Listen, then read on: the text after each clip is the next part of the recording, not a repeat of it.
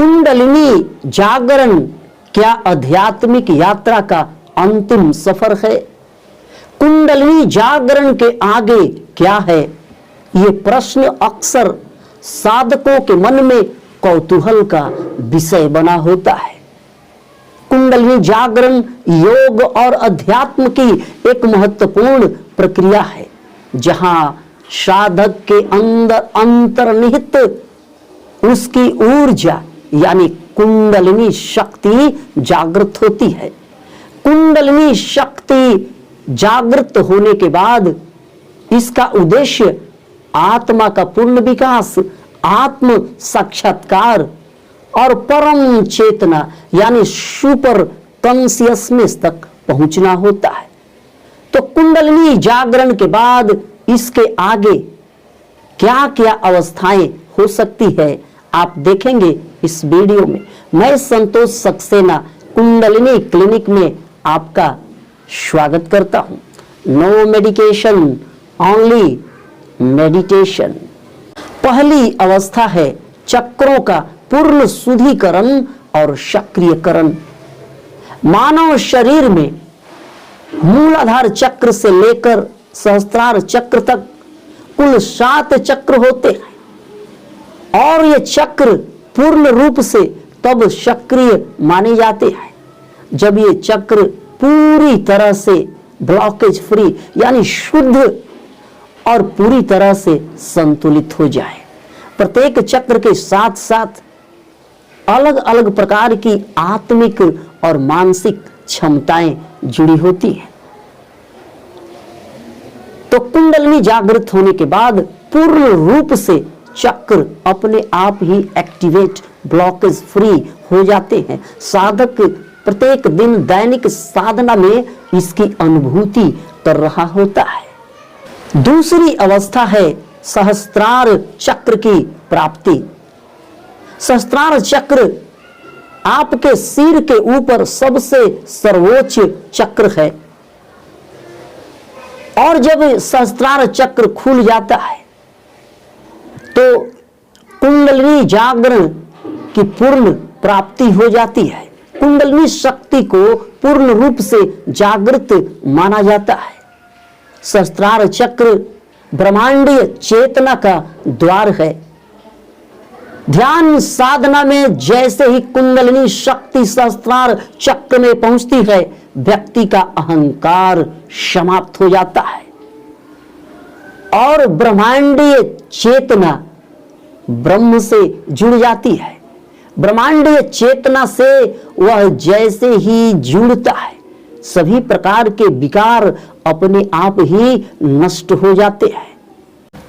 तीसरी अवस्था है आत्म साक्षात्कार, सेल्फ रियलाइजेशन। व्यक्ति की कुंडलिनी शक्ति जब जागृत हो जाती है तो यह अवस्था उसे अनुभव कराती है कि वह केवल शरीर या मन नहीं है, वह तो एक शुद्ध आत्मा है और उसे मैं कौन हूं इस प्रश्न का अंतिम उत्तर मिल जाता है। वह अपने आप में पूरी तरह से संतुष्ट हो जाता है और उसे आनंद की प्राप्ति अपने अंदर से ही होनी शुरू हो जाती है। और चौथी अवस्था है समाधि, सुप्रीम ब्लिस। साधक की कुंडलिनी शक्ति जब जागृत हो जाती है तो उसे समाधि की अवस्था प्राप्त हो सकती है। यह समाधि की अवस्था 2 प्रकार की हो सकती है। पहली अवस्था है सविकल्प समाधि, जहां ध्यान साधना में साधक का ध्यान और अनुभव एक स्थिरता में साथ साथ चलते हैं। वही दूसरी अवस्था है निर्विकल्प समाधि, जहां आत्मा से परमात्मा का मिलन हो जाता है, आत्मा का परमात्मा में पूर्ण विलय हो जाता है। साधक समाधि की अवस्था में पूर्ण स्थिरता, शून्यता की अनुभूति करता है। पांचवी अवस्था है सतत चेतना का अनुभव। कुंडलिनी जागृत व्यक्ति हर पल ब्रह्मांडीय चेतना का अनुभव करता है। वह दैवीय ज्ञान, प्रेम और करुणा से ओतप्रोत हो जाता है। पूरे विश्व को वह एक दृष्टि से देखता है। किसी भी जीव या किसी भी वस्तु को वह अलग नहीं मानता। वह सबके साथ एक परस्पर संबंध जोड़ लेता है। सबके प्रति अपने मन में दया, करुणा, प्रेम रखता है। और छठवीं अवस्था है ज्ञान और सेवा का विस्तार। कुंडलिनी जागृत व्यक्ति अपने जीवन का उद्देश्य समझ लेता है और वह जन्म और मरण के चक्र से मुक्त हो जाता है। उसे शाश्वत आनंद की प्राप्ति होती है।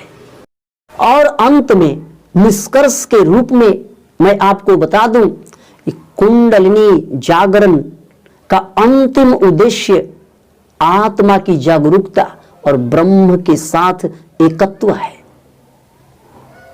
यह प्रक्रिया गुरु के मार्गदर्शन और निरंतर अभ्यास से ही पूरी की जा सकती है।